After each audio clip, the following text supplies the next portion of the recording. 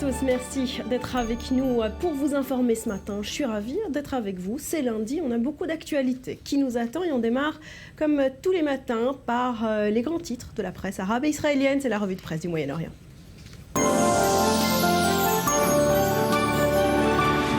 On commence ce matin par les kiosques libanais avec cette interview du chef du Hezbollah qui se veut rassurant sur l'avenir de son grand allié Bachar al-Assad. Ah oui, il en est convaincu, Hassan Nasrallah. Pour lui, la partie est gagnée pour son ami Bachar. Le régime syrien ne risque plus de tomber et la Syrie a même échappé au danger de la division. C'est en tout cas ce qu'a confié le chef du mouvement chiite libanais à nos confrères du journal libanais As-Safir, l'ambassadeur en français dans le texte. D'ailleurs, si Nasrallah a choisi d'accorder un entretien fleuve au deuxième plus grand quotidien du pays du Cèdre, eh bien c'est sans doute que celui-ci se fait souvent, précisément, l'ambassadeur des thèses syriennes. Alors pourquoi Nasrallah est-il aussi confiant dans l'avenir du régime alaouite ? Eh bien, parce que, dit-il, la communauté internationale cherche aujourd'hui à trouver une solution pacifique à la crise syrienne et que grâce aux positions russes, saluées au passage par Nasrallah, eh bien, la solution militaire n'est plus du tout au chapitre. Alors naturellement, le chef du parti d'Allah n'a pas oublié d'évoquer l'ennemi sioniste, Israël. La guerre en Syrie, a-t-il affirmé, a été déclenchée afin de permettre aux Israéliens de réaliser tous les objectifs qu'ils n'avaient pas réussi à atteindre lors de la guerre de juillet 2006 contre le Liban, à savoir frapper le maillon intermédiaire entre la Syrie et le Hezbollah. Enfin, le leader chiite a remercié ses partisans pour leur soutien. Certains de nos partisans, a-t-il dit, hésitaient à appuyer notre intervention en Syrie, mais ils en sont pleinement convaincus à présent, a affirmé Hassan Nasrallah. Je peux même dire qu'une partie des partisans du 14 mars, le 14 mars, vous le savez, c'est le parti le mouvement anti-syrien au Liban, eh bien, le parti du 14 mars ou le mouvement du 14 mars soutient désormais notre action en Syrie visant à protéger le Liban des groupuscules tafkiristes. Fin de citation de Hassan Nasrallah. Voilà, très confiant. Voilà, très confiant Nasrallah, et on revient en Israël pour parler du processus de paix. Évidemment, on va beaucoup en parler ce matin encore, et les journaux reviennent largement sur ces déclarations du ministre des Affaires étrangères, Lieberman, des déclarations qui ont semé la confusion. Oui, rappelez-vous de cette phrase, Barbara, cette célèbre phrase d'Henry Kissinger, « Israël n'a pas de politique étrangère, mais seulement une politique intérieure ». Eh bien, cette phrase est plus que jamais d'actualité, car les pourparlers, titre le quotidien Israël Hayom, se sont tout bonnement invités à la Knesset, le Parlement israélien qui doit débattre aujourd'hui de la crise que traversent les négociations, mais ce qui sera sans doute sur toutes les lèvres des députés israéliens ce matin, ce sont ces déclarations d'Avigdor Lieberman. Pour le chef de la diplomatie israélienne en déplacement aux États-Unis, un scrutin anticipé en Israël est préférable à la libération de prisonniers palestiniens ou encore à la formation d'une nouvelle coalition gouvernementale. Une nouvelle coalition, c'est précisément ce que suggère le chef de l'opposition travailliste, Yitzhak Herzog, qui a appelé les chefs des partis centristes, Yair Lapid et Tzipi Livni, à quitter sans délai les rangs du gouvernement pour former une coalition alternative avec le parti travailliste et avec les formations ultra-orthodoxes qui sont, comme vous le savez, boudées par la droite. Et puis enfin, j'ai relevé cette analyse du spécialiste défense du quotidien de gauche israélien Haaretz. Israël, nous dit Amos Harel, a beau menacer l'autorité palestinienne de sanctions, son champ d'action reste limité. En menaçant de prendre des mesures contre Ramallah, Netanyahou s'expose non seulement aux condamnations de Bruxelles et de Washington, mais pourrait également porter atteinte à la coopération sécuritaire en Cisjordanie. Sans horizon politique, conclut Amos Harel, le terrorisme palestinien pourrait rapidement ressurgir dans les villes israéliennes. Voilà, on va revenir sur ce dossier dans un instant avec notre invité, Emmanuel Navon. Pour l'heure, on reste en Israël, mais on parle d'autre chose à la veille de la Pâque juive qui se déroulera la semaine prochaine dans le pays. Un journal israélien dénonce ce matin la détresse croissante des classes moyennes dans le pays. Et oui, elles travaillent, elles sont salariées et pourtant elles ont du mal à finir les fins de mois. Les classes moyennes en Israël, c'est ce que nous dit donc le Yediot Aharonot ce matin, à la veille de la Pâque juive et après une année marquée par des coupes sombres dans les budgets sociaux, le nombre de familles israéliennes issues des classes moyennes et nécessitant une aide alimentaire a augmenté au dernier semestre de 47%.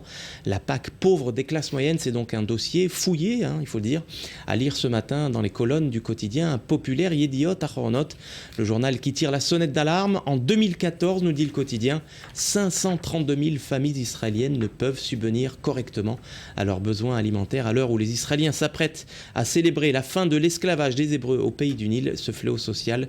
C'est tout simplement pour le journal la 11e plaie d'Égypte. Voilà, pas facile pour les classes moyennes en Israël. On termine avec cette opération de piratage qui menace Israël aujourd'hui. C'est l'un des grands titres de l'actualité. On va en reparler également dans cette édition. Et oui, les hackers anti-israéliens mettront-ils aujourd'hui leurs menaces à exécution ? C'est la question que se pose aujourd'hui le Israel Hayom. Pour la 2e année consécutive, le groupe d'activistes, comprenez-le avec un grand H, Anonymous, a en effet prévu une opération intitulée Hop Israël. Objectif, pirater les systèmes informatiques israéliens. Mais le journal se veut rassurant. Le gouvernement a pris toutes les dispositions pour défendre ministères et autres agences gouvernementales. Mais là où le bât blesse, nous dit le journal, c'est dans le secteur privé. Le journal qui dresse une liste de précautions que les utilisateurs privés devront prendre pour se prémunir contre toute attaque malveillante. Ne pas ouvrir évidemment de spam, de mails dont l'origine reste inconnue. Voilà, c'est une attaque qui aurait déjà commencé il y a quelques minutes avec plusieurs sites étatiques attaqués. On y reviendra dans cette édition. Merci beaucoup Cyril. À tout à l'heure.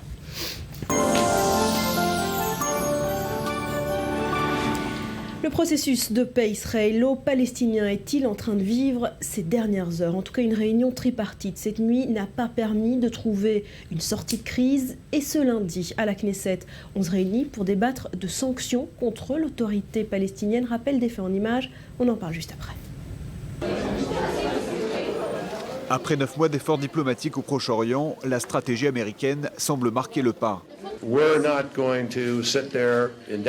Sans totalement se désengager, Washington dit vouloir reconsidérer son rôle dans la région. Ce message, transmis par John Kerry, est en tout cas arrivé du côté de Jérusalem, où pour la première fois, Tzipi Livni appelle les responsables américains à prendre leur distance. Il faut se rendre à l'évidence. L'un des problèmes de ces derniers mois, c'est que les négociations se déroulaient entre nous et les États-Unis, et beaucoup moins entre nous et les Palestiniens. L'implication américaine a été trop intensive, et je crois qu'il faut basculer vers des négociations directes, des rencontres, bien plus que ce qu'il y a eu jusqu'à maintenant. Bien qu'échaudés par l'absence de résultats, les négociateurs palestiniens réaffirment leur soutien au processus de paix et disent ne pas remettre en cause la présence américaine à la table des négociations. Reste qu'au plus haut sommet de l'autorité palestinienne, on souhaite provoquer une réaction d'Israël. Principal levier de pression, la candidature engagée auprès d'une quinzaine d'institutions onusiennes. Pour l'État hébreu, le scénario d'une reconnaissance de l'État palestinien est synonyme d'isolement international. Pas question donc de le tolérer. Les menaces des Palestiniens d'adhérer à l'ONU ne nous affectent pas. Les Palestiniens ont beaucoup à perdre en prenant de telles mesures unilatérales. Ils n'obtiendront leur état que par des négociations directes, pas par des annonces vides de sens et des mesures unilatérales. Celles-ci ne feraient que repousser un accord de paix. À toute action unilatérale des Palestiniens, le gouvernement Netanyahou promet donc de répondre au tac avec des mesures punitives. Le Premier ministre israélien paraît plus que jamais sous pression alors que lundi, à la demande d'une vingtaine de députés, la Knesset tiendra une session spéciale consacrée à l'avenir du processus de paix. Nous sommes prêts à poursuivre ces négociations de paix, mais nous ne le ferons pas à n'importe quel prix. Dans cette partie de poker menteur où chacun souffle le chaud et le froid, la diplomatie reste présente. Dimanche, sous l'égide de l'émissaire américain Martin Indyk, négociateurs israéliens et palestiniens se sont une nouvelle fois entretenus. Mais dans le contexte actuel, il pourrait bien s'agir des rencontres de la dernière chance. Manuel Navon, bonjour. Bonjour. Professeur en relations internationales à l'Université de Tel Aviv. Alors, pourquoi depuis le lancement de ce processus, finalement, les deux parties rivalisent, en reculade, en représailles? Pourquoi ça coince? Pourquoi on est une fois de plus dans une crise qui semble insoluble? Ça fait 20 ans que cette crise insoluble dure. Je vous le rappelle que les négociations d'Oslo, où les premiers accords d'Oslo avaient été signés en 1993. Et depuis 1993, ça fait maintenant plus de 20 ans, ça fait 21 ans que c'est plus ou moins le même scénario avec des hauts et des bas. Donc en ce sens, il n'y a rien de nouveau. Il y a en réalité une dichotomie entre les objectifs d'Israël qui sont d'arriver à un accord avec l'autorité palestinienne et d'un autre côté l'autorité palestinienne qui tient un double langage, qui parle de faire la paix, d'avoir un pays indépendant, etc., mais qui dans les faits incite sa population à la haine, s'arme jusqu'aux dents. Et donc à chaque fois que la communauté internationale et les États-Unis mettent l'autorité palestinienne devant ses responsabilités, elle recule et refuse de signer avec Israël. Ça n'est pas nouveau. Mais est-ce qu'en Israël, il y a une réelle volonté politique, comme vous dites, d'arriver à cette paix? Parce que finalement, Israël a plus à perdre qu'à gagner en faisant avancer ce processus. Non, je ne pense pas. Israël n'a à gagner, bien entendu, à avoir la paix avec ses voisins. La question Pourquoi pour est de le moment, savoir... c'est un statu quo qui fonctionne très bien pour Israël? Je pense que ce statu quo fonctionne d'une certaine manière. Il ne faut pas le nier dans la mesure où Israël continue d'être un succès économique, à la force militaire de se défendre, mais ce statu quo a de gros inconvénients à cause de ses conséquences internationales, de la pression internationale sur Israël. Est-ce que ça intéresse Israël? Quand on entend le ministre des Affaires étrangères s'exprimer comme il l'a fait depuis New York, on a l'impression que ça l'intéresse pas trop les conséquences internationales. Non, je pense qu'on ne peut pas ignorer les conséquences internationales de ce statu quo, même si beaucoup de ces conséquences sont made in Israel, c'est-à-dire que c'est beaucoup des sources israéliennes qui provoquent ces pressions internationale. Mais je pense que d'une manière générale, l'opinion israélienne dans son ensemble est intéressée à une fin du statu quo, ce qui ne signifie pas que le statu quo en soi-même soit insupportable et insoutenable comme beaucoup l'affirment. Il est viable, c'est une belle idée théorique que les Israéliens voudraient peut-être atteindre un jour. Je pense que aujourd'hui, le statu quo n'est pas aussi insupportable qu'on le décrit, c'est clair, ce qui ne signifie pas qu'il soit souhaitable à long terme. Mais encore une fois, quand on parle du long terme, lorsqu'on parle également de la pression démographique, qu'Israël pourrait devenir un État binational, etc., ça aussi c'est nié par les faits. Les faits aujourd'hui démographiques prouvent qu'au contraire, le temps joue pour Israël justement. Ce n'est pas une vraie menace. Non, ce n'est pas une vraie menace. Aujourd'hui, c'est très clair que les tendances démographiques sont à l'avantage d'Israël. Alors, j'aimerais qu'on revienne sur ces propos d'Avigdor Lieberman. Ils sont quand même significatifs depuis New York. Le ministre des Affaires étrangères déclare qu'il préfère aller vers de nouvelles élections plutôt que de libérer ce 4e contingent de prisonniers. Binyamin Netanyahou n'a pas les mains libres. Je pense que Lieberman n'aurait jamais dit cela s'il ne savait pas que la libération de la 4e tranche n'était plus sur la table. Cela signifie à mon sens qu'il sait que cela n'aura pas lieu et c'est pour cela qu'il menace, une menace qui est en fait vide. Mais il veut également montrer qu'il existe dans cette coalition, alors même que les membres du gouvernement qui aujourd'hui parlent le plus dans les médias, c'est essentiellement Tzipi Livni, Yair Lapid, Bennett, et donc il veut montrer qu'il est là également. Il faut bien comprendre aussi que Lieberman, lorsqu'il dit qu'il est prêt à aller à des élections, les sondages ne lui prévoient pas de bons résultats pour son parti. Tout de même, il y a une pression politique sur Binyamin Netanyahou s'il souhaite conserver sa coalition. Il y a tous les premiers ministres israéliens sont toujours sous une pression permanente, parce qu'Israël est un pays de coalition, un système de coalition, et donc il n'y a pas de Premier ministre qui ne soit pas sous la pression. À choisir entre sa coalition et la paix, Binyamin Netanyahou a choisi pour sa coalition? Aujourd'hui, il n'y a pas de coalition véritablement alternative à la coalition actuelle. D'ailleurs, les membres du gouvernement le savent eux-mêmes. C'est la raison pour laquelle aussi bien Yair Lapid que Tzipi Livni ne menacent pas aujourd'hui de quitter la coalition. Et ils mettent la responsabilité de l'échec du processus sur Mahmoud Abbas. S'ils voulaient quitter la coalition, ils auraient accusé le Premier ministre de l'échec des négociations. Alors Mahmoud Abbas, responsable ou non de l'échec, c'est la grande question. Qui a commencé, comme au jardin d'enfants, pour les Américains, Susan Rice notamment, conseillère de la sécurité d'Obama, c'est Israël qui porte la responsabilité de la crise actuelle en ayant annulé cette 4e vague de libération. Est-ce que vous partagez son avis? Je ne partage pas son avis parce qu'il ne faut pas oublier que ce qui s'est passé quelques semaines avant l'annonce d'Israël, Mahmoud Abbas avait refusé de s'engager à poursuivre les négociations après la libération de la 4e tranche. Il avait refusé de même discuter de la reconnaissance d'Israël comme État-nation du peuple juif. Donc en fait, ce qu'il avait dit clairement, c'était que les négociations ne meneraient à rien et qu'il n'accepterait pas de les poursuivre après la libération de la 4e tranche de prisonniers. C'est parce que Mahmoud Abbas refuse de reconnaître Israël comme État juif qu'Israël a annulé cette libération? Non, j'ai expliqué. Il a dit lui-même que les négociations ne se poursuivraient pas après la libération de la 4e tranche. Donc cela rendait cette 4e libération inutile. Par ailleurs, il avait bien dit qu'il refuserait même de reconnaître, de discuter la reconnaissance d'Israël comme État-nation du peuple juif, ce qui signifie en fait pour lui, il avait expliqué, qu'il n'abandonnera jamais ce qu'il appelle le droit au retour, ce qui signifie en fait transformer Israël en État binational.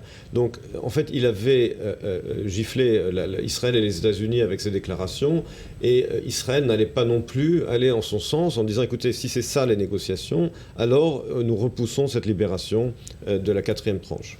Bon, alors il y a ces discussions sur cette libération annulée, puis il y a aussi de la part d'Israël ces nouveaux appels d'offres de logement à Jérusalem-Est. C'est quand même la provocation, un ministre du Logement qui, à chaque fois, au moment le plus tendu des discussions, annonce de nouvelles constructions dans les territoires. Non, je pense que c'est une provocation de dire que lorsqu'un pays construit dans sa propre capitale, cela est un problème. C'est une provocation de dire que lorsque la Grande-Bretagne construit à Londres, cela porte atteinte à la paix internationale, ou lorsque les États-Unis construisent à Washington. C'est une aberration par ailleurs. C'est un territoire contesté internationalement, le droit international le conteste. Le droit international ne définit pas les territoires au-delà de la ligne verte comme des territoires occupés, contrairement à ce que disent beaucoup, dont en Israël. Israël a réunifié sa capitale en 1967 et je vous rappelle que dans le cadre des négociations qui ont été renouvelées avec l'autorité palestinienne, la question de la construction avait bien été mise de côté et que c'est la libération des prisonniers que Abbas avait exigé. Israël l'a accepté, à mon avis, c'était une erreur de le faire, mais Israël l'a accepté. Donc Abbas ne veut pas à la fois dire il a accepté de ne pas exiger le gel de la construction et d'un autre côté de dire quand il y a une construction qu'il ne peut pas négocier, il faut qu'il décide. Merci beaucoup, Emmanuel Navon, d'avoir été avec nous ce matin. À suivre, dans le morning, la dernière tendance du moment. On est passé en quelques années du maxi bag au tiny bag. La mode est au mini, voiture, design, architecture, tout se conjugue au tiny. Les images après un nouveau journal.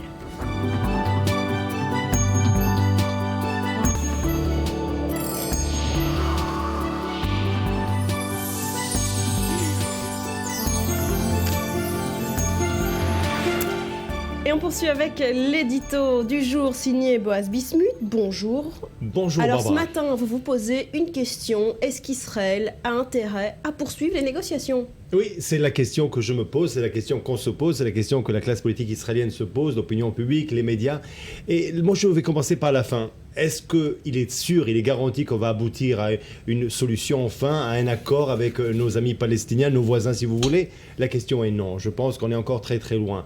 Est-ce qu'il faut maintenir ces négociations? Eh bien, un énorme oui. Alors, il faut maintenant commencer par le début. Je pense que la plus grande erreur dans cette histoire, dans ces dernières négociations qu'on voit qui échouent finalement, c'est les Américains qui ont mis la barre très haut. Est-ce qu'on peut accuser, critiquer John Kerry d'avoir mis la barre haut? Au contraire, je pense que c'est venu de bonne intention. C'est une bonne intention des Américains. Les Américains quand même payent à cette région, offrent quand même de jolis cadeaux à cette région. C'est vrai qu'ils reçoivent quelque chose en retour, mais il est évident que les Américains ont mis la barre très haut. Alors pourquoi? Et c'est ça la grande question. Il faut savoir que les dernières années, pour Obama et bien sûr tous ces hommes, son staff, on va dire que c'était pas une très bonne période. Regardons un petit peu la Syrie, regardez un petit peu l'Égypte, regardez la Libye, regardez bien sûr la Crimée il n'y a pas très longtemps. Échec après échec après échec. Les Américains ont réfléchi, ils ont dit, finalement on va trouver une bonne solution, on va prendre le plus dur, on va résoudre le plus dur, et là on va trouver une bonne solution. On a pris le problème israélo-palestinien et on s'est donné 9 mois. Pourquoi 9 mois? Peut-être on a été intimidé ou pas intimidé, impressionné par la femme qui amène un bébé au monde, mais les négociations israéliennes-palestiniennes, ce n'est pas le cas. Et là finalement ce qu'on voit aujourd'hui, c'est qu'Israël a payé un prix, c'est vrai, la libération, les 3 phases là, de libération de terroristes finalement. On est là juste avant la 4e phase, ça devait avoir lieu il y a quelques jours. Bon, elle n'a pas eu lieu parce que les Palestiniens, encore une fois, ont fait échouer. Les Israéliens aujourd'hui, pour des raisons politiques-politiciennes, nous voyons aujourd'hui Lieberman d'un côté et Bennett de l'autre qui se disputent qui va prendre l'aile droite de Netanyahou. Et chacun, bien sûr, met cette fois-ci la barre haut pour des raisons politiques-politiciennes. Je pense qu'Israël, aujourd'hui, va affronter à nouveau le monde. Et il ne faut surtout pas que nous soyons, nous, ceux qui disent non à une possibilité de paix, même si c'est seulement des négociations. Voilà, seulement des négociations, discuter pour discuter, c'est pas de la politique politicienne, ça? Alors, non et oui. Bien sûr, politique politicienne, c'est quand on discute juste pour discuter, on palabre. On le voit beaucoup en politique, on le voit en France, on le voit en Israël, on le voit un petit peu de partout. Sauf que là, il y a quelque chose. Vous savez, en politique politicienne, quand vous avez quand même 2 partis, imaginons maintenant en France, socialistes et UMP qui discutent et qui parlent, mais quand même, il n'y a pas de menace. Là, quand on parle d'Israéliens-Palestiniens, quand il y a un vide qui s'installe, et bien finalement, qui prend la place? C'est justement les extrémistes. Et bien sûr, et vous savez très bien que les terroristes attendent que ça du côté palestinien. Moi, je vous tout de suite que j'aime pas du tout quand on fait cette balance, ce comparatisme entre des extrémistes de tous bords. Quand même, je pense que chez nous, il n'y a pas autant que cela. Mais, il ne faut pas qu'il y ait un vide qui s'installe. Et c'est pour ça que les négociations sont très importantes. Et surtout, encore une fois, je ne veux pas être celui que le monde est perçu dans le monde comme celui qui dit non à une possibilité, à une solution. On a vu très bien Oslo en 93, qu'aujourd'hui Oslo est traité pas par les historiens mais par les archéologues. Toujours est-il, on est content quand même que notre Knesset, même par la voix d'une personne, a donné cette option. Si les négociations échouent maintenant ou dans un mois, est-ce que, vous parlez de vide et de place à remplacer, est-ce que quelqu'un va remplacer le rôle des Américains? Et si oui, qui? Alors, les Américains, bien sûr, leur place est vitale, sauf que, il faut savoir une chose, regardons un peu de façon historique, négociations entre Israéliens et Palestiniens, entre Israéliens et Arabes. Ça fonctionne, ça avance toujours quand on nous laisse tout seuls un devant l'autre. Encore une des erreurs que Kerry a fait, pour moi, à mon sens, dans ces négociations que nous voyons en ce moment. C'est d'être trop impliqué. C'est d'être trop impliqué. C'est ce que Donc, Tzipi Livni lui a reproché samedi soir à la télé. Parfois, Tzipi Livni a raison. Donc, au lieu d'être un négociateur, John Kerry était plus un babysitter de Netanyahu et de Abu Mazen. Et c'était une grande erreur. Je pense qu'aussi bien dans le 9 mois qu'on a donné, dans le délai et aussi dans la façon dont on a géré ces négociations. Je crois qu'on est assez grand Israélien et Palestinien pour savoir déjà nager tout seul. Merci beaucoup. Merci à vous. Boaz, restez avec nous. On parle à présent de cannabis médical en Israël. C'est une véritable révolution qui s'est opérée ces dernières années. En 10 ans, le nombre de patients traités au cannabis médical est passé de 200 à 14 000. C'est un véritable record dans le monde. Le spectre des maladies soignées ne cesse lui aussi de s'élargir dans le pays. Regardez ce reportage signé Ethan Haddock. Cannabis, souvent interdite, parfois tolérée, jamais autorisée. La plante considérée comme une drogue dangereuse suscite la polémique. Pourtant, ces dernières années, elle démontre des propriétés thérapeutiques. Le cannabis peut-il être consommé à des fins médicales ? En Israël, chercheurs et médecins pionniers, thérapeutes et patients engagés ont conduit ces dernières années à une révolution. En 10 ans, le nombre de patients traités au cannabis est passé de 200 à 14 000, un record dans le monde. Douleurs, cancers, maladies inflammatoires ou encore neurologiques. Le spectre des pathologies traitées par la plante ne cesse de s'élargir.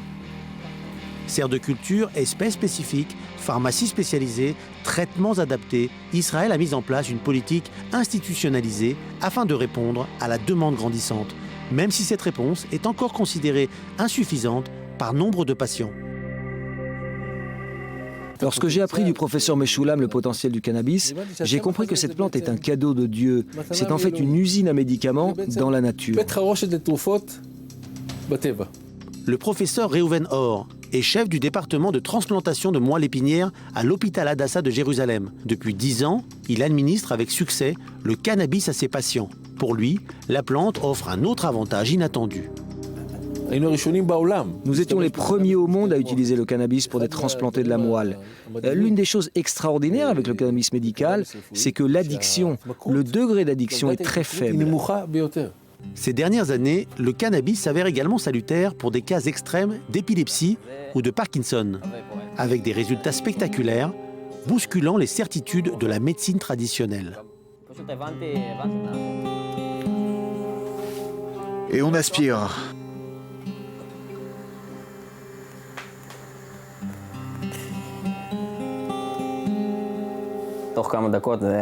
En quelques minutes, tu vas voir, tout va disparaître.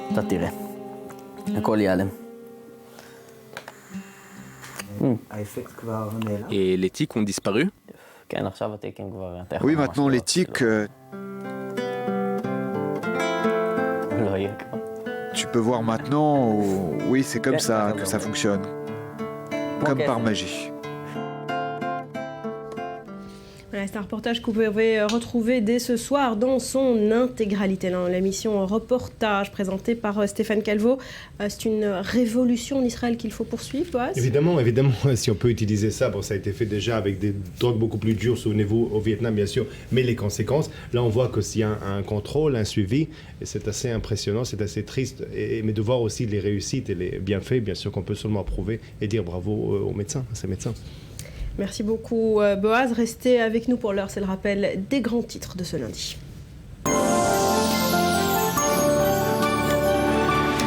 Voilà, et tout d'abord cette question, est-ce que les heures du processus de paix israélo-palestinien sont comptées ? En tout cas, la crise se poursuit. Ce matin, une rencontre tripartite a eu lieu cette nuit à Jérusalem. Les partis campent sur leur position. Israël refuse de libérer la 4e vague de prisonniers. Les Palestiniens, eux, refusent de retirer leur démarche unilatérale auprès de l'ONU. Et puis Israël se prépare aujourd'hui à une attaque de piratage informatique à grande échelle. Les hackers de la toile Anonymous et les militants pro-Gaza ont annoncé une cyberattaque massive qui menace de paralyser les sites d'institutions et d'entreprises israéliennes. Des sites étatiques ont commencé à être attaqués il y a quelques instants. Kigali se prépare ce lundi à marquer les commémorations du 20e anniversaire du génocide rwandais. Une partie de la communauté internationale a répondu présent. La France, accusée d'avoir participé au génocide, ne sera représentée que par l'ambassadeur local. Enfin, l'Australie annonce ce matin avoir repéré des signaux de la boîte noire de l'avion d'Air Malaisie et 30 jours sont passés depuis la disparition du Boeing. Les batteries des boîtes noires à bord de l'avion sont sur le point de s'éteindre à tout instant, mais les recherches se poursuivent toujours.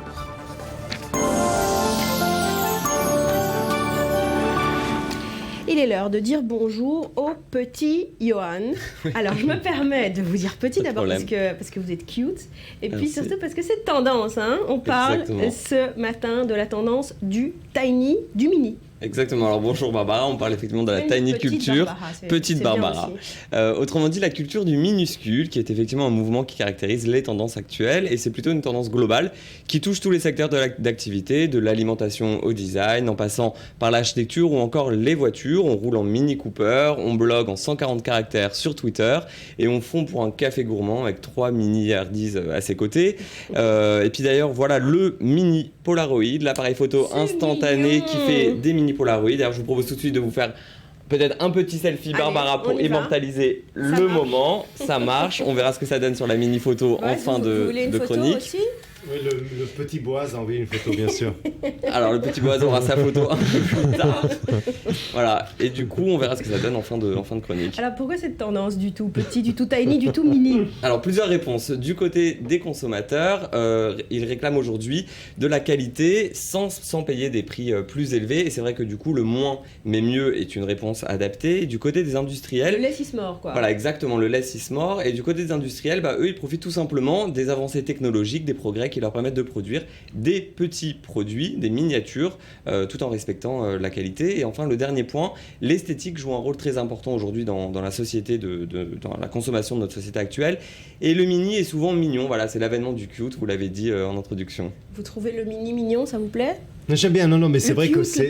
Mais vous savez, c'est aussi ça, c'est qu'il y a une logique, bien sûr, dans tout ça. Vous savez, on est très nombreux, comme certains disent, dans notre monde, ou bien dans l'espace vitaux dans lequel nous habitons. Et donc maintenant, on s'adapte, bien sûr, pour donner un peu plus d'espace à nous tous. Ça. Et donc, on passe au petit, ce qui est très, très logique, comme les petites voitures que vous avez dit. Et on aime bien tout ce qui est petit. Mais n'oubliez pas aussi que tout est une vague. Et bien sûr, après le petit Boaz, j'espère que le grand Boaz va revenir.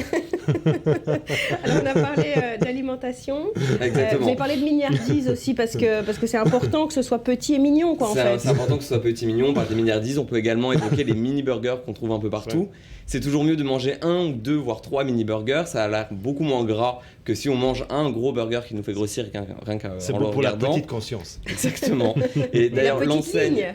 Voilà. Exactement. Et d'ailleurs, l'enseigne de restauration rapide Quick vient d'annoncer le lancement d'un mini burger bar by Quick. D'accord. Une mini enseigne où on va trouver seulement 4 formules de burger, une recette de frites, des prix ronds, voilà, quelque chose de très efficace qu'on va retrouver donc en centre-ville un peu partout, dans les grandes surfaces, dans les gares, voilà, donc une proximité un peu accentuée avec le consommateur.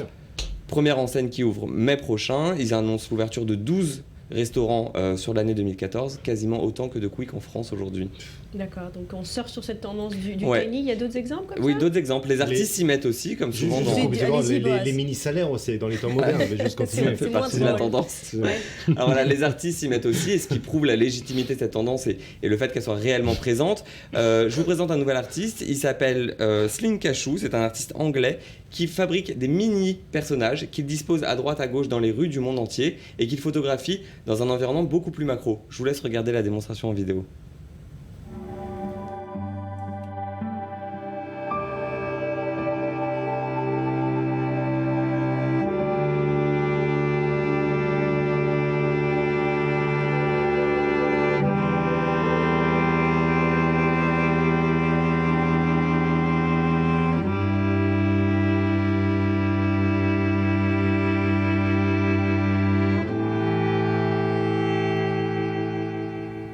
C'est très mignon. C'est très mignon, c'est très spectaculaire, c'est une nouvelle façon de regarder le monde qui nous entoure. Et puis c'est un symbole aussi pour dire que finalement on vit dans un monde global, exactement, qui nous dépasse. Exactement. Et si on reprend par exemple cette photo avec la danseuse chinoise sur le poteau, on arrive à voir la fragilité. Voilà, on les voit sur la gauche en fait en miniature. D'accord. Et à droite on les voit dans l'environnement général. D'accord. Et on voit la fragilité et la miniature de ce qu'on est finalement dans l'environnement et dans le monde dans lequel on vit. C'est ce que vous ressentez, la petitesse face au vide sidéral. Mais exactement, c'est-à-dire c'est un petit peu un retour à la normale dans le sens où, et désolé si maintenant pour le morning on est un peu philosophe maintenant, voilà, mais juste pour dire un petit peu, c'est vrai on a vécu dans une époque dans laquelle chacun se croyait immortel et très très grand, et là finalement c'est le retour aux vraies proportions, un petit peu dans tout, et finalement c'est aussi le côté, comment dire, un petit peu, il y avait aussi, n'oubliez pas, avant le mini on était même pire, il y avait aussi le côté minimaliste, regardez aussi dans les meubles, regardez aussi dans les appartements, avant il fallait avoir beaucoup de choses, beaucoup de gadgets, aujourd'hui au contraire. C'est la crise qui est passée par là. Mais c'est aussi la crise, vous l'avez vu aussi par exemple dans les vêtements, il fut un temps où il fallait avoir des marques, après il y avait cette crise, mais encore une fois, le bling bling c'est fini quoi. Ça dépend pour qui, mais tout est cyclique et tout revient. Donc maintenant nous sommes dans cette tendance mini qui est très très bien. Alors parfois aussi il faut voir par exemple mes amis israéliens quand ils arrivent dans les grands restaurants français, et quand les plats arrivent avec des trucs presque, vous savez, où il faut un microscope pour voir un petit peu votre mets, alors que vous savez que dans notre pays encore on est très très loin, quand vous êtes à Tel Aviv, de recevoir des mini plats. Je veux voir le client qui reçoit un mini plat en Israël. Donc vous savez, c'est une question de culture, d'époque, géographique, mais c'est la tendance, et c'est pas mal. Surtout, vous avez parlé de voitures, surtout pour les voitures, voir des 4x4 énormes dans les rues de Tel Aviv, je crois que c'est un peu ridicule. Alors pour parler de Tel Aviv, Israël aussi s'y met à la tendance du mini. Exactement, et Israël nous propose la deuxième édition de l'exposition Nano Israël 2014 en mai prochain, donc à Tel Aviv. Une exposition donc, qui se tiendra le 24 et 25 mai, 10 posters sélectionnés qui seront affichés pendant l'exposition, des photos à caractère artistique mettant en scène des technologies, c'est-à-dire qu'on met en avant des molécules, des atomes, on va chercher dans la nanoscience et on l'exploite de façon artistique pour en faire une exposition. Deuxième édition le mois prochain au David Intercontinental, l'hôtel donc à Tel Aviv. Voilà, une nouvelle façon de s'intéresser, vous l'avez dit en introduction, less is more, on en parle depuis très longtemps, donc le moins mais mieux, c'était une théorie plutôt philosophique et qui est restée de façon abstraite, enfin théorique, et qu'on voit arriver petit à petit dans notre environnement, dans notre quotidien. D'ailleurs, si vous vivez dans des petits appartements comme c'est généralement le cas en ce moment, vous pouvez vous dire que c'est tendance pour vous rassurer. C'est vachement tendance. Bon alors, ce mini selfie de ce mini Polaroid, bon... Ça donne pas grand chose. Il fait un peu noir dans le studio, on a l'impression d'être en pleine nuit. Je crois que plutôt que le photographe n'est pas très doué. Merci mini Johan, petit Johan, vous êtes très doué, merci beaucoup. Merci Barbara. Boaz, à suivre dans le morning. On vous propose ce matin une immersion rare au cœur de la marine israélienne, 3 jours à bord d'un navire de guerre. Que font ces soldats particuliers? Les explications après un nouveau journal.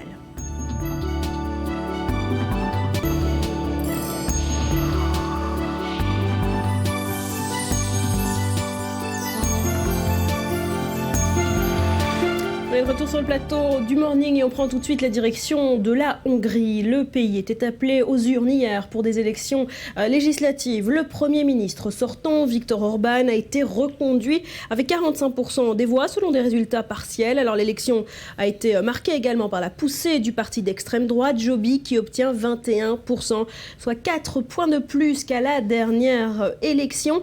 Et on en parle avec vous, Alberto Toscano. Bonjour, merci d'être avec nous. Vous êtes président du club de la presse européenne. Alors, cette réélection du parti au pouvoir, une victoire, hein, c'est éclatante. Ça veut dire quoi? Que le pays se porte bien, que les Hongrois sont satisfaits? Sans doute, les Hongrois vont mieux qu'avant la période de Viktor Orban, qui a commencé en 2010.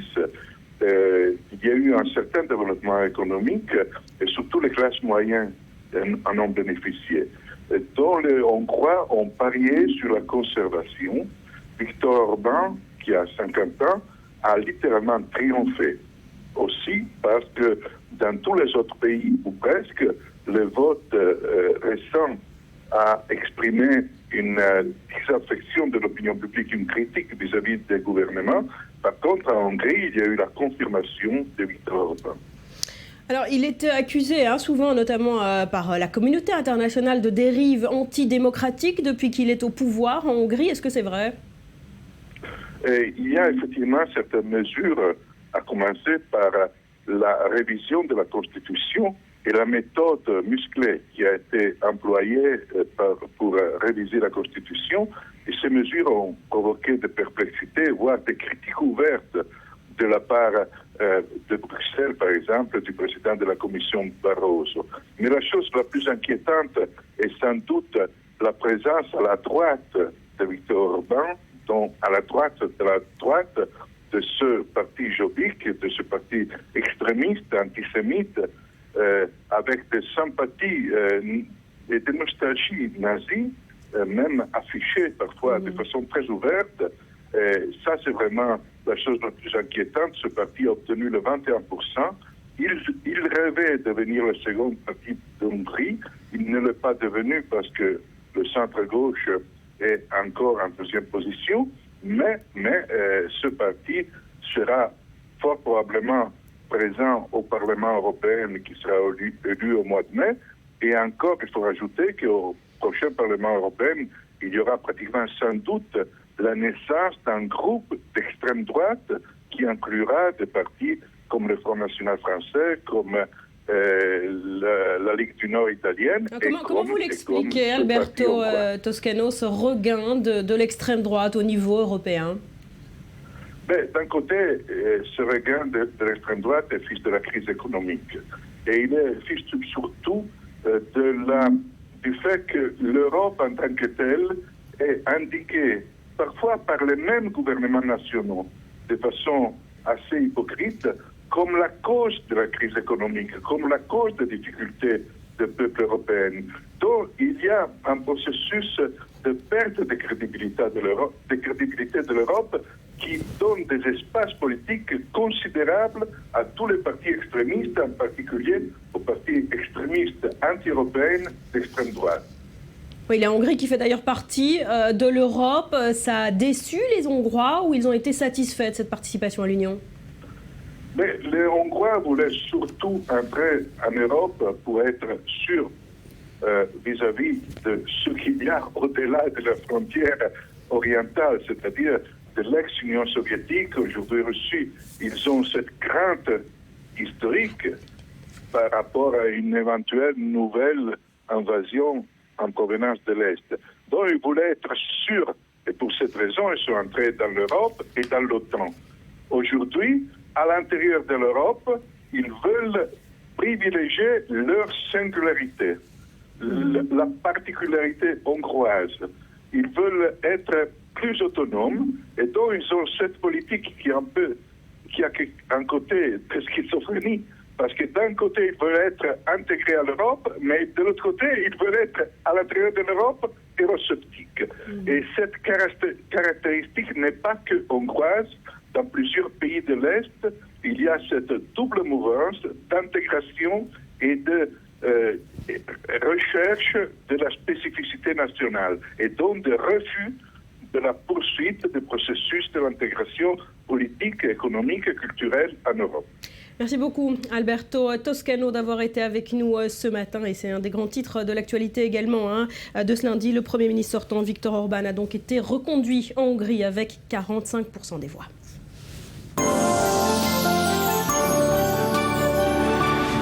Lundi 7 avril, voici les grands titres à la une de l'actualité. Est-ce que les heures du processus de paix israélo-palestinien sont comptées? En tout cas, la crise se poursuit ce matin. Une rencontre tripartite a eu lieu cette nuit à Jérusalem et les partis campent sur l'opposition. Israël refuse de libérer la 4e vague de prisonniers. Les Palestiniens refusent de retirer leur démarche unilatérale auprès de l'ONU. Et puis Israël se prépare aujourd'hui à une attaque de piratage informatique à grande échelle. Les hackers de la toile Anonymous et les militants pro-Gaza ont annoncé une cyberattaque massive qui menace de paralyser les sites d'institutions et d'entreprises israéliennes. Des sites étatiques ont commencé à être attaqués il y a quelques instants. Kigali se prépare ce lundi à marquer les commémorations du 20e anniversaire du génocide rwandais. Une partie de la communauté internationale a répondu présent. La France, accusée d'avoir participé au génocide, ne sera représentée que par l'ambassadeur local.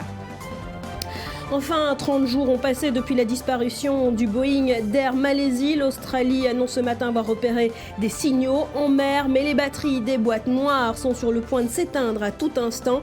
Les recherches se poursuivent toujours.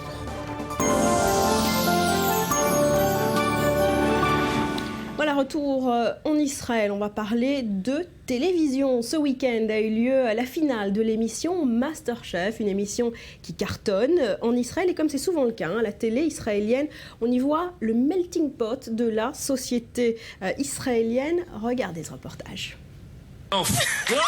Une chef pas très ordinaire. Samedi soir, Nof Atamna Ismaël a été sacrée Masterchef en remportant la 4e saison de la version israélienne de l'émission de télé-réalité. J'étais vraiment heureuse, je me suis mise à pleurer. Je pense que c'était un des plus beaux moments de ma vie. Cette femme de 32 ans est mère de 3 enfants et docteur en microbiologie. Mais Nof est aussi une arabe israélienne. Elle est la dernière d'une série de candidats issus de minorités à remporter une telle compétition en Israël. Une tendance sur laquelle certains s'interrogent, la télé-réalité peut-elle rapprocher les différentes populations parfois opposées en Israël ? En janvier dernier, Israël s'était pris de Rose Fostanes, une aide-soignante philippine de 47 ans, vainqueur de la première saison de X Factor Israël. Cette victoire qui s'inscrit dans les pas de Lina Maoul, une arabe chrétienne, qui a remporté la dernière édition de The Voice. En août dernier, Taounia Roubel, née en Éthiopie, avait gagné la 5e saison de Big Brother. Mais la figure la plus emblématique des minorités israéliennes est probablement Titi Agnan. En 2013, elle est devenue la première femme d'origine africaine à être couronnée Miss Israël. Son histoire a fait les gros titres de la presse internationale et lui a même valu une invitation à la Maison-Blanche du président américain Barack Obama. Nof est donc en bonne compagnie. Elle compte mettre à bien sa nouvelle célébrité pour ouvrir une école de cuisine pour juifs et arabes. Quand on voit les gens manger, ils sont toujours contents, ça apporte une très bonne ambiance. Ça crée de très bonnes interactions entre les gens. Des interactions qui, selon Nof, pourraient même mener à une forme de mini-paix en Israël. Et on en vient à cette immersion au cœur de la marine israélienne. Avec vous, Maxime Pérez, bonjour. C'est notre correspondant militaire. Vous avez passé 3 jours à bord d'un navire de Tzahal. Des manœuvres ont eu lieu lors de votre séjour sur ce navire. Oui, ce sont des manœuvres qui existent depuis la fin des années 90, qui associent à la fois la marine israélienne et américaine. Alors jusqu'en 2010, la Turquie était la 3e marine engagée dans ces manœuvres, sauf qu'il y a eu depuis une rupture diplomatique avec Israël, et que depuis Israël s'est trouvé un nouvel allié, c'est la Grèce. Et donc ce sont ces 3 pays qui sont associés dans ces manœuvres. Alors on va reparler dans un instant, mais on brûle d'impatience de voir à quoi ça ressemble. On regarde votre reportage. Mer Méditerranée, quelque part au large de la Crète. Nous sommes à bord de l'INS Eilat, l'une des 3 corvettes en service dans la marine israélienne. C'est dans ces eaux que se déroule l'exercice militaire Noble Dina, des manœuvres d'envergure auxquelles participent les États-Unis et la Grèce, qui remplacent la Turquie depuis 2011. En salle de commandement, la communication est établie. 2 F-16 grecs survolent la zone. L'exercice débute, une simulation de guerre dans une région devenue stratégique du fait de ses immenses ressources de gaz. À la différence d'un navire qui est en mouvement et qui peut échapper à une attaque, une plateforme offshore est statique. Nous investissons donc des moyens très importants car il s'agit de ressources stratégiques dont l'emplacement est connu. Et on a entendu les propos de Nasrallah qui a menacé de les prendre pour cible. Il y a une menace et il faut donc nous défendre. Sur l'INS Eilat, c'est le lieutenant-colonel Ziv qui est aux commandes. Avec ce type de navire, il a déjà participé à des dizaines d'opérations en haute mer. Au milieu des jeunes marins et officiers, l'expérience de Ziv rassure, car même en entraînement, pas question de relâcher sa vigilance. Ici, nous sommes au cœur du navire. C'est là que toutes les décisions sont prises. On travaille 24 heures sur 24. Ici, les soldats sont très appliqués et sont capables de gérer n'importe quel type de pression. C'est depuis cette salle que ces marins israéliens observent au radar les moindres mouvements à la surface, sous mer et dans les airs. On s'y relaye jour et nuit, aussi longtemps que durera la traversée. L'INS Eilat est l'un des bâtiments les plus avancés de la marine de Tzahal. Une forteresse presque impénétrable. Furtif, le navire dispose de défenses anti-sous-marines, à l'instar de ses torpilles, de missiles baraques solaires ou encore d'un canon antiaérien à l'avant du navire. Nous sommes à bord d'un navire de guerre israélien. C'est un bâtiment ultramoderne qui possède d'énormes capacités militaires et qui offre la possibilité d'opérer loin de nos frontières. Soudain, la sirène, les soldats s'activent. Tout est précieusement minuté. Chaque homme doit rejoindre son poste de combat. Même en simulation, la routine n'existe pas. Pendant ce temps, à l'arrière du navire, un hélicoptère de reconnaissance Panther décolle et atterrit toutes les 30 minutes, dans un va-et-vient parfaitement coordonné.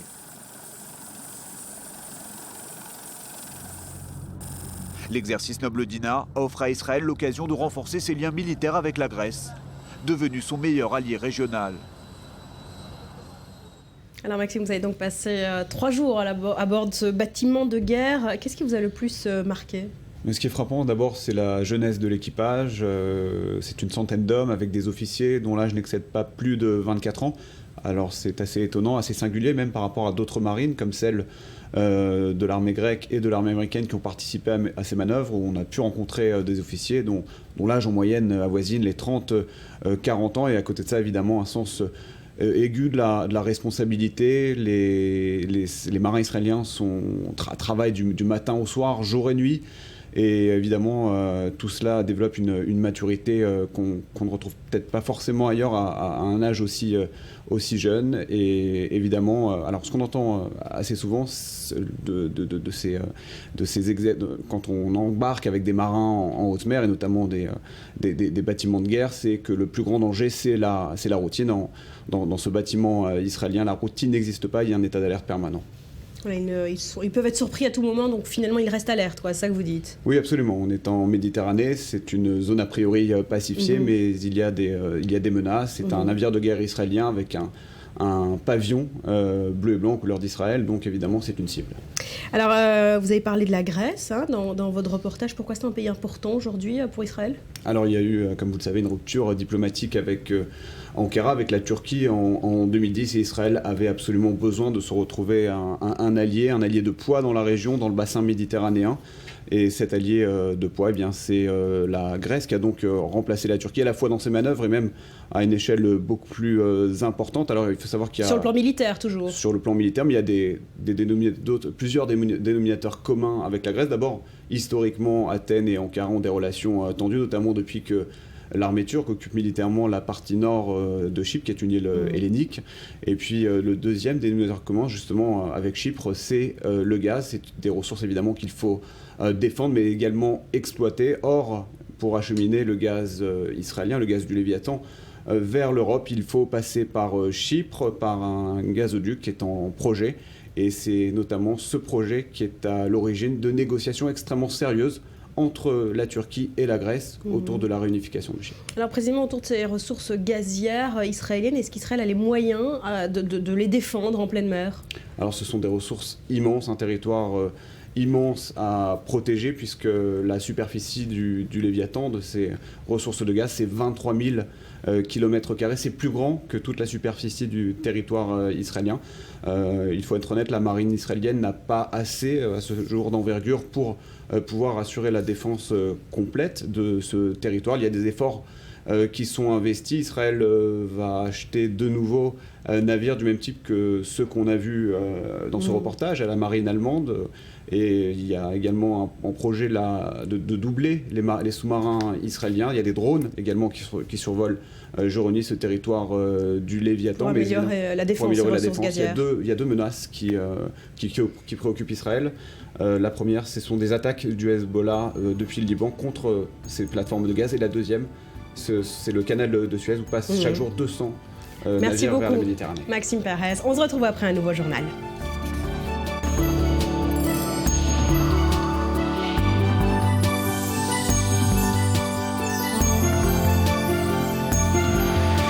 Israël se prépare aujourd'hui à une cyberattaque massive contre ses sites internet. Maxime Perez, on vous retrouve. Est-ce que l'attaque a déjà commencé ?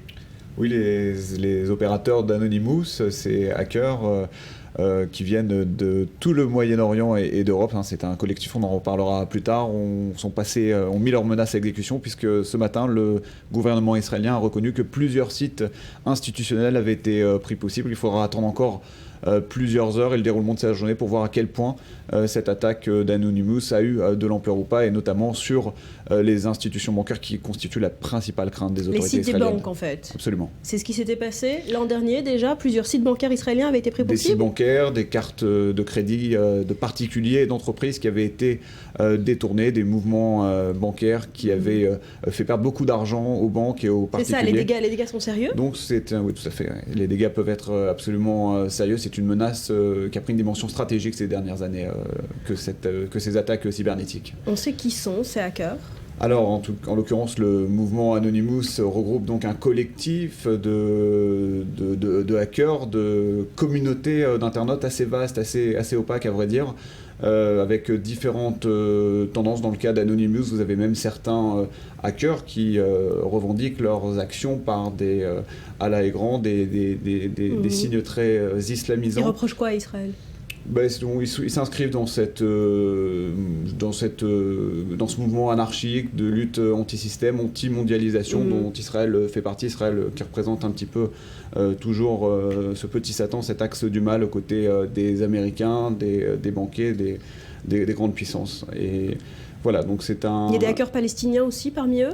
Alors c'est ce qu'on dit, que les hackers palestiniens opèrent depuis la région du Golfe, depuis les pays voisins d'Israël. Je vous rappelle qu'il y a à peu près une quinzaine de jours, des centaines de milliers d'SMS avaient été envoyés sur les portables des téléphones portables des Israéliens, avec des lettres, des messages de menaces signés du Hamas. Du côté israélien, on dit que la prochaine étape, ce sera la prise de contrôle de télévision et même de radio par ces mêmes hackers. À ce point, est-ce qu'Israël a les moyens de se défendre ?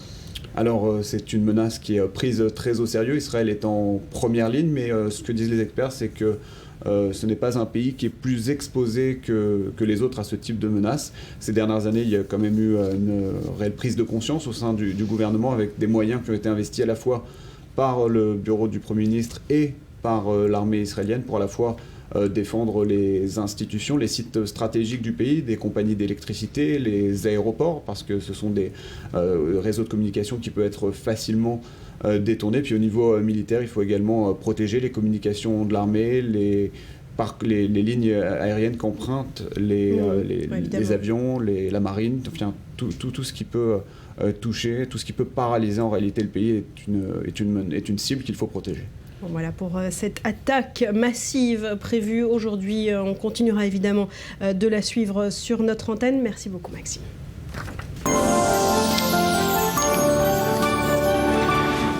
Et nous sommes le lundi 7 avril, vous êtes sur i24 News. Voici les grands titres à la une de l'actualité. Est-ce que les heures du processus de paix israélo-palestinien sont comptées? En tout cas, la crise se poursuit ce matin. Une rencontre tripartite a eu lieu cette nuit à Jérusalem, mais les partis campent sur leur position.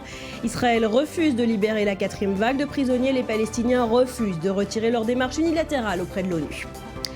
Et puis on vient de l'évoquer, Israël se prépare donc aujourd'hui à une attaque de piratage informatique à grande échelle. Les hackers de la toile Anonymous et militants pro-Gaza ont annoncé une cyberattaque massive qui menace donc de paralyser les sites d'institutions et d'entreprises israéliennes. Des sites étatiques ont commencé à être attaqués il y a quelques instants. Et puis Kigali se prépare ce lundi à marquer les commémorations du 20e anniversaire du génocide rwandais. Une partie de la communauté internationale a répondu présent. La France, je vous le rappelle, accusée d'avoir participé au génocide, ne sera représentée que par l'ambassadeur local. Enfin, 30 jours ont passé depuis la disparition du Boeing d'Air Malaisie. L'Australie annonce ce matin avoir repéré en mer des signaux, mais les batteries des boîtes noires sont sur le point de s'éteindre à tout instant. Les recherches pour l'heure se poursuivent.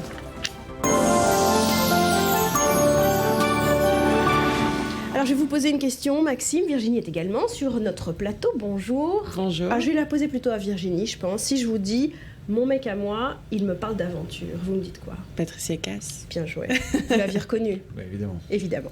Alors la chanteuse est en ce moment en Israël pour 2 concerts exceptionnels. Elle vient interpréter les plus grands titres d'Edith Piaf, comme elle le fait un peu partout dans le monde en ce moment. Mais seulement voilà, elle a dû faire face également en Israël aux menaces de boycott. Je vous propose de l'écouter au micro de Valéria Bécassis. La première fois, non. Et là, j'ai vu que j'avais eu une lettre qui m'était adressée par Internet. C'est-à-dire où il me demandait de ne pas y aller. Ça doit être les extrêmes. Voilà. Mais bon, moi, ça c'est pas... En plus, je considère que quand on fait un concert, c'est les gens qui ont envie de venir vous voir. Je veux pas leur enlever ça. C'est justement, on a cette chance de pouvoir emmener les gens pendant un spectacle dans autre chose que les problèmes de leur vie quotidienne ou du monde ou de je ne sais quoi. Donc ça, c'est... Parce que bon, après, on s'enferme chez soi, on fait rien. Moi, j'ai envie d'être là pour le peuple, pour chanter, pour les gens qui ont envie de venir me voir. Je ne suis pas là pour une raison politique. Pas mal de gens connaissent un peu mes chansons du début. Donc là, bon, ce soir, c'est un hommage à Piaf, dans lequel j'ai effectivement intégré 6 chansons de mon répertoire, justement pour... c'est quand même des pays où je ne viens pas souvent, donc c'est un peu frustrant de leur dire « je viens, mais je ne chante aucune de mes chansons ». Donc ça, on l'a intégré. Chanter Piaf, il faut avoir un vécu, il faut une certaine expérience de la vie, il faut connaître la souffrance, bon, c'est pas que ça, hein, c'est aussi la joie, parce que justement, derrière cette image de petite femme fragile dans sa robe noire, elle était très joyeuse. Mais bon, après, un courage, j'ai toujours été assez courageuse, est-ce que j'avais assez confiance en moi ? Parce que je voulais rendre un hommage à Piaf et pas copier Piaf. Et puis, pour moi, c'était un spectacle, avant tout. Voilà, et l'intégralité de l'interview de Patricia Cass, ce sera ce soir dans le Culture Mag avec Valérie Abécassis. Et on parle toujours musique israélienne. Cette fois, il s'agit d'un trio et il répond au nom de Boom Pam. Vous connaissez Boom Pam ? Du tout, ça me dit rien. Vous allez connaître, ça fait plus de 10 ans que ce groupe très populaire en Israël excelle dans le rock. Mais voilà, bien renseigné alors. C'est un rock aux accents méditerranéens. Regardez. Voilà des rockers pas comme les autres. Leur nom, Boom Pam, et ils ont leur style bien à eux. C'est une sorte de rock avec des twists différents. En gros, c'est du rock, mais c'est difficile de définir de la musique avec des mots. Si la musique de Boom Pam se reconnaît facilement, c'est grâce aux 3 instruments qui composent le groupe. Une guitare électrique qui prend parfois des airs de bouzouki, une batterie et surtout un tuba. Fondé en 2003, c'est en 2006 qu'ils sortent leur premier album, enregistré en Allemagne.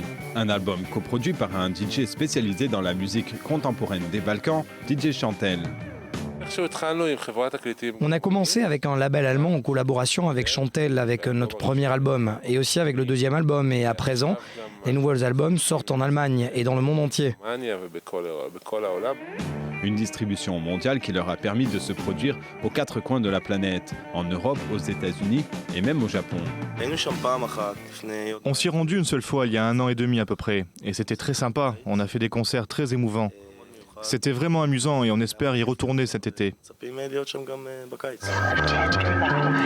Pas étonnant que ce groupe séduise des publics du monde entier. Nous aimons nous produire en concert. C'est une musique très cool à jouer parce que peu importe l'âge du public, il réagit de façon positive et très active. Ils dansent, ils sont heureux. C'est une musique très universelle et nous trouvons un public, peu importe où nous sommes dans le monde.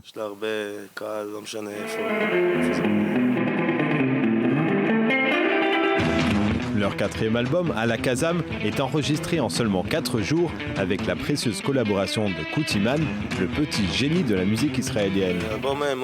C'est un album très conceptuel qu'on a enregistré dans un gymnase du kibbutz Manara, dans le Nord. Une vraie production indépendante.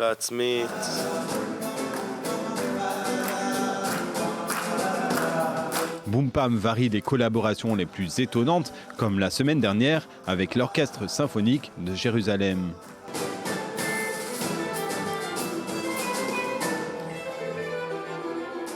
Aujourd'hui, il travaille sur un 5e opus et se prépare à partir en tournée mondiale. Bref, vous n'avez pas fini de danser sur les sonorités endiablées de Boom Pam. Et donc en fait, vous avez déjà dansé sur les sonorités de Boom J'ai déjà Bam. dansé, j'ai déjà chanté, effectivement. Bravo Barbara. C'est des airs connus, hein, finalement, on les connaît tous. On les entend souvent ici. Boom Bam, ça marche bien à l'étranger. Voilà pour ce groupe israélien. Les Virginie, on parle ce matin de sport, de femmes et de liberté. Exactement, je vais vous embarquer pour une petite session de surf, mais pas sur la toile, plutôt en Iran. La réalisatrice française Marion Poiseau et la surfeuse irlandaise Iski Britton, qui est aussi la première femme à avoir surfé en Iran, sont parties en Iran pour réaliser un documentaire sur l'introduction du surf et l'importance du sport féminin dans le pays.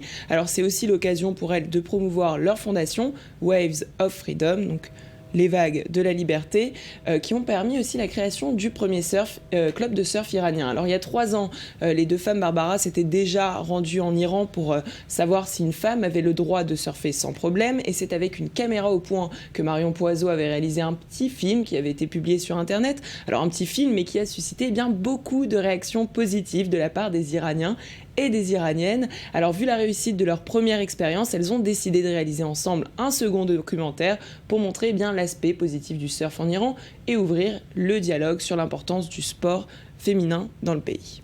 Alors je m'excuse de m'arrêter sur un détail, mais elles sont obligées de surfer en se couvrant la tête. Voilà, alors ça c'était la question. Justement, il va falloir respecter les règles du pays. Donc effectivement, il y a une tenue appropriée au surf en Iran. Voilà, et ça fait partie de la combi alors. Oui, vous savez, si les hommes se baladent sur la plage et voient les femmes, elles sont bien obligées d'être couvertes. Alors vous avez parlé de l'association Waves of Freedom, les vagues de la liberté. Ils font quoi exactement ? Alors justement, à travers cette association, elles essayent de pouvoir récolter des fonds.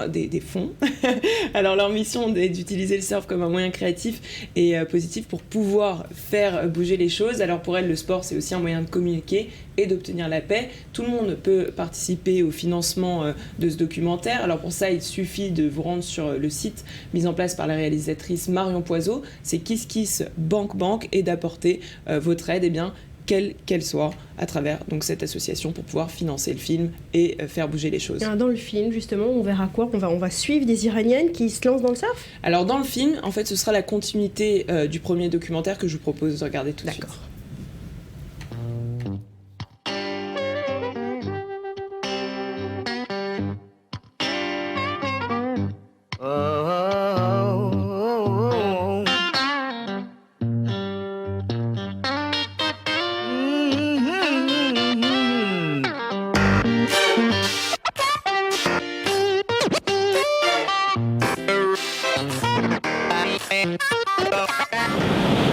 Keep your hair covered all the time. Which makes it difficult as a woman surfing around. Have no place to go. Have no place to go. Darling, have no place to go. Have no place to go. Goodbye, baby. Yes, I'm going. Yes, I'm going. Goodbye, baby. Yes, I'm going. Donc voilà, là on l'a vu, c'était Iski Britton qui disait que justement c'était compliqué de surfer la tête couverte, mais elle est bien obligée de le faire puisqu'elle surfe en Iran. Et ça marche, elle y arrive quand même, on a vu les images. Alors pour la suite, vous m'aviez posé la question, ce sera la continuité de ce documentaire. On y verra cette fois 3 sportives, donc Iski Britton, la surfeuse irlandaise, Mona Serradji, l'ambassadrice du snowboard féminin en Iran, et Shala Yassini, une nageuse iranienne. Alors le film sera tourné dans la région du Baloutchistan. Il montrera le contraste entre la région très traditionnelle du Baloutchistan et Téhéran, où le sport est déjà bien implanté et bien développé. Et l'objectif est d'encourager les femmes et les hommes à se mettre au surf, alors spécifiquement dans cette région. Pourquoi ? Parce qu'elle est plus connue pour son trafic d'opium que pour ses magnifiques plages aux portes du désert de Makran. Bon, et ça marche, hein. Les femmes ont répondu à l'appel et ça bouge. Hein. Eh bien oui, ça bouge assez, les femmes sont heureuses, on se rend compte que le mouvement a plu déjà à la majorité de la population et puis qu'on s'y met de plus en plus et finalement les populations sont super contentes de ce projet qui a pour objectif d'apporter quand même une vision positive aux générations futures en leur offrant de nouvelles perspectives, de travailler au développement du surf pour le rendre accessible à tous, par exemple d'améliorer les changements sociaux dans le sport et que des bonnes choses à travers cette association. Je lis initiative initiative. Allez, on quitte l'Iran, on revient en Israël pour votre coup de cœur musical du jour. Et oui, alors il s'agit d'une artiste israélienne. Son tube, c'est Poland, et c'est ce qu'on va découvrir aujourd'hui. Je vous en parlerai demain. Aujourd'hui, c'est la surprise, c'est le teaser. On écoute et demain, vous nous expliquez de quoi il s'agit. Vous faites durer le suspense. Exactement. Je donne rendez-vous à tous ceux qui nous regardent demain. Comment il s'appelle? Juste dites-nous son nom. Je vous dirai tout demain, je ne dirai rien aujourd'hui. D'accord. Alors pour l'heure, je veux d'abord qu'on découvre sa musique parce qu'elle est assez originale et spéciale. On va l'écouter, merci. Allez, on écoute.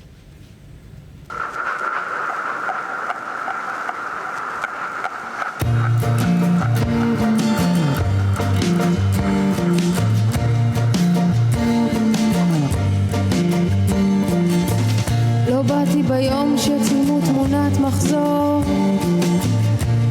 לא בכיתי בפולין, לא סיימתי את הסרט גמר, לא עשיתי חברים. Tous les détails demain, merci beaucoup Virginie, merci Maxime, merci à vous de votre fidélité au Morning, je vous souhaite de passer une très belle journée, portez-vous bien.